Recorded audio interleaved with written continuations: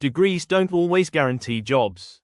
Do you know why? For decades, higher education has been viewed as a direct path to stable employment. While earning a degree can improve long-term prospects, it no longer guarantees a job. There's a mismatch between education and labor market needs.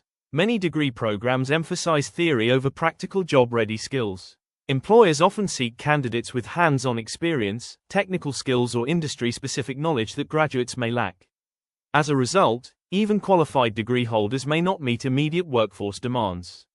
Oversaturation of graduates. In many fields, especially business, social sciences and general studies, the number of graduates exceeds available jobs. When too many candidates compete for limited positions, having a degree becomes a baseline requirement rather than a competitive advantage.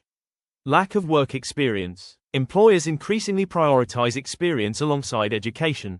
Internships, apprenticeships and part-time work are often critical, yet not all students have access to these opportunities. Graduates without real-world experiences may struggle to transition into full-time roles. Rapid technology change. Automation, AI and digital transformation are reshaping job markets faster than educational institutions can adapt. Some degrees become outdated, while new roles emerge that require skills not traditionally taught in university.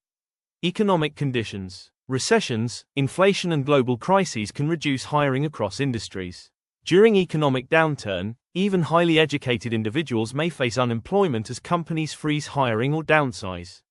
Geography and social barriers. A job may be concentrated in certain regions, while graduates live elsewhere or cannot relocate.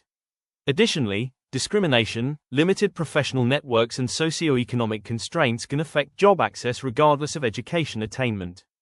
Changing nature of work. The rise of contracts, gig and freelance work means fewer stable long-term positions. Many graduates are employed in roles that do not require degrees, contributing to underemployment rather than outright joblessness. A degree remains valuable, but it is no longer a guarantee of employment. Today's job market rewards adaptability, experience and continuous skill development alongside formal education.